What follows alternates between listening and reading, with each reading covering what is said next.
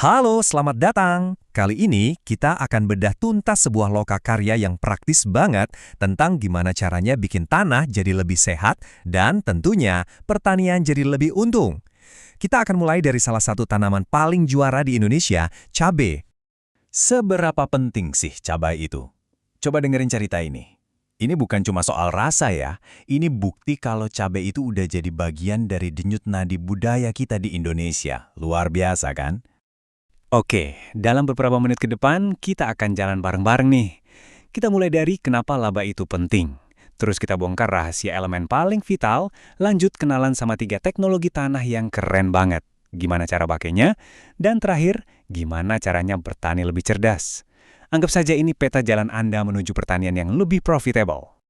Oke, kita masuk bagian pertama. Dari cabai jadi laba. Fokus kita sederhana aja kok. Ini bukan cuma soal panennya dapat berapa ton, tapi lebih ke setelah semua dihitung, berapa sih uang yang beneran masuk ke kantong kita?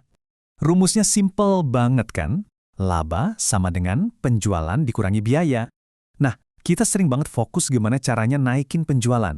Tapi suka lupa ada harta karun tersembunyi, yaitu menekan biaya produksi.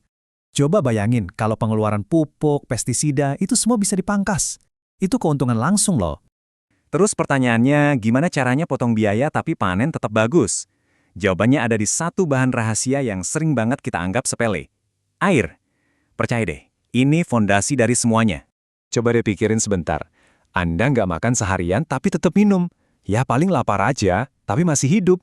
Tapi gimana kalau sebaliknya? Anda makan tapi nggak minum sama sekali. Wah, bahaya kan? Analogi sederhana ini kunci buat ngerti apa yang paling penting buat tanaman kita. Nah, logikanya persis sama buat tanaman.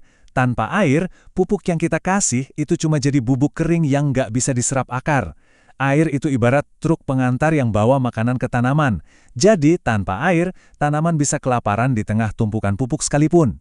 Nah, ini dia intinya. Kalimat ini mengubah segalanya. Tanaman itu nggak makan pupuk, tapi minum larutan pupuk. Artinya, semua uang yang kita keluarkan buat beli pupuk terbaik pun bakal sia-sia kalau nggak ada air yang cukup buat melarutkannya. Oke, jadi kalau air sepenting itu, gimana caranya biar tanah kita bisa nahan air lebih lama? Nah, disinilah kita masuk ke jantung pembahasannya.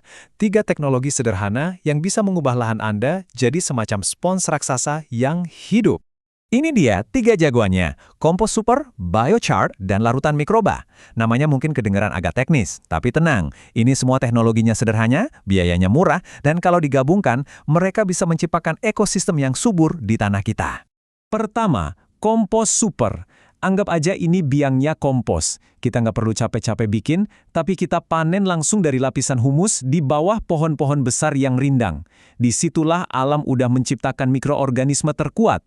Yang kedua, ada biochar, atau gampangnya kita sebut saja arang. Fungsinya sederhana tapi dahsyat, yaitu sebagai spons di dalam tanah Anda. Kenapa spons? Karena biochar ini punya banyak banget pori-pori.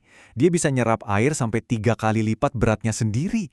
Dan yang lebih keren lagi, pori-pori ini jadi rumah yang aman buat para mikroba baik, melindungi mereka dari teriknya matahari. Terakhir, ada larutan mikroba. Ini ibaratnya kita menambahkan pasukan tentara baik ke dalam tanah kita. Pasukan ini punya 2 tugas utama. Pertama, mereka melawan penjahat atau patogen penyebab penyakit. Kedua, mereka jadi koki yang mengolah bahan organik jadi nutrisi siap santap buat tanaman. Ingat, 80% penyakit tanaman itu asalnya dari tanah. Jadi, pasukan ini adalah garda terdepan kita yang ujung-ujungnya bisa ngurangin biaya fungisida.